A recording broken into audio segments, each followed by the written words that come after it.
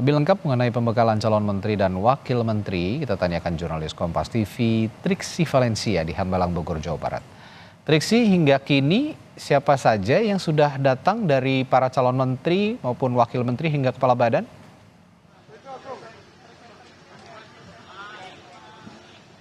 Ya, Jono dan juga saudara, sudah ada beberapa yang datang ya tadi kalau melihat. Nah, sebentar ini kita akan tunjukkan lagi ada Mas Gibran.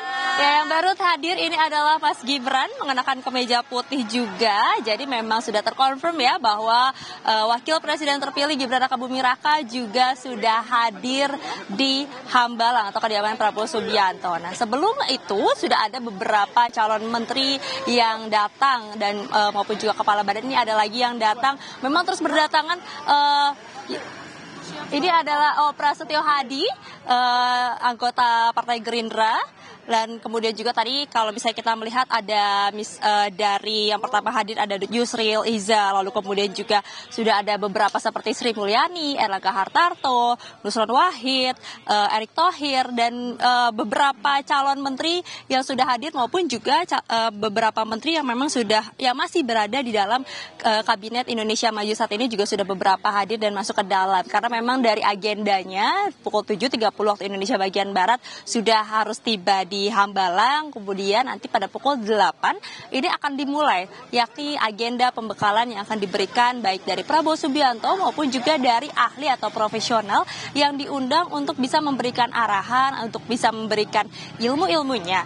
Nah, inilah yang kemudian kita lihat bagaimana menjadi ciri khas dari Prabowo Subianto, Presiden terpilih, bahwa sebelum semuanya siap bekerja, sebelum semuanya akan melaksanakan tugas-tugasnya, akan diberikan pembekalan terlebih dahulu. Kalau kita melihat ke belakang, ada pembekalan yang diberikan kepada kader Partai Gerindra. Lalu kemudian juga waktu itu sebelum pelantikan anggota DPR, DPD RD, dan juga DPD dari Partai Gerindra, ini dilakukan pembekalan juga di Hambalang. Jadi memang sistemnya dari Prabowo Subianto sendiri sudah sering sekali memberikan pembekalan kepada anggota-anggotanya untuk mempersiapkan.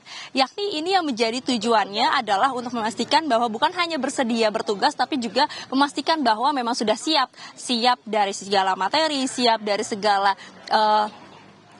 program-program tujuannya ke depan. Nah, ini dipastikan juga memang menjadi momen-momen untuk bisa berkenalan satu sama lain. Karena kalau kita melihat dari calon menteri yang dipanggil ke Hambalang, ke Kertanegara maksud kami, itu ada sekitar 48 orang, dan memang bukan hanya dari menteri-menteri yang masih berada di kabinet Joko Widodo, yakni di kabinet Indonesia Maju, tapi juga ada tokoh-tokoh yang berada dari profesional ataupun juga dari ahli-ahli yang memang nanti akan bergabung untuk bekerja bersama-sama di pemerintahan Prabowo Subianto dan juga Gibran Rakabuming Raka pada periode 2024 sampai 2029.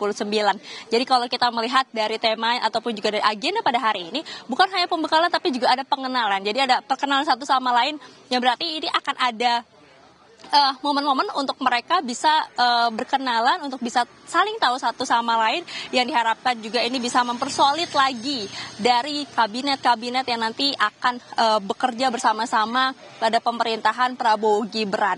Nah, kemudian kalau kita melihat dari agenda pada hari ini, nanti selain ada arahan dari Presiden terpilih Prabowo Subianto, nanti juga yang akan diberikan pembekalannya adalah terkait dengan tema geopolitik dan juga kesuksesan sebuah negara serta GDP. Dijadwalkan dari pukul 8 pagi hingga 4 sore, tapi sebenarnya tidak menutup kemungkinan ini esok hari juga masih ada jadwal pembekalan lagi. Nah, tadi kami sempat berbincang dengan salah satu calon menteri, Budi Santoso, yang sudah datang sekitar pukul 7 pagi, yang menyebutkan bahwa persiapannya yang diminta adalah membawa obat-obatan. Tapi ketika kita tanya apakah nanti akan sampai menginap ya di sini, karena memang jadwalnya adalah tanggal 16 sampai dengan tanggal 17, dikatakan memang belum ada info terkait mereka harus menginap, tapi yang jelas sudah dipersiapkan apabila memang diminta untuk menginap untuk melanjutkan.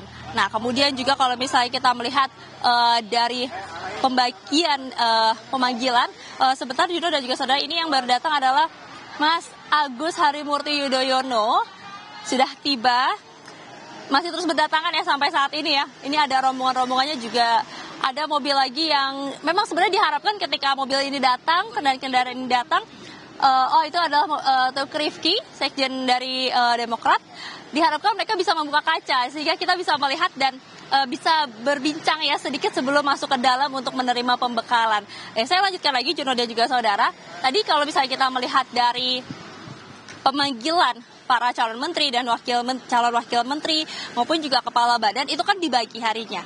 Hari Senin dan juga hari Selasa. Nah, pada hari ini karena memang jadwalnya ada tanggal 16 dan juga tanggal 17, sebenarnya kami masih menanti apakah mereka akan menginap sampai tanggal 17 atau ini nanti dibagi juga dari calon menteri semuanya, baru esok hari ini calon wakil menteri, atau sebenarnya pembekalan ini memang dikhususkan untuk calon menteri saja dan juga kepala badan.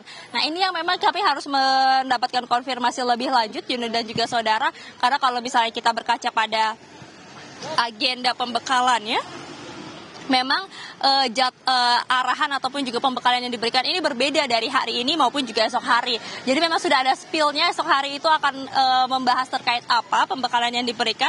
Seperti salah satunya yang harus di-highlight adalah anti korupsi. Ini juga akan menjadi pembahasan dalam pembekalan yang diberikan dari Prabowo Subianto, Presiden terpilih maupun juga ahli atau profesional yang diundang untuk memberikan pembekalan di dalam.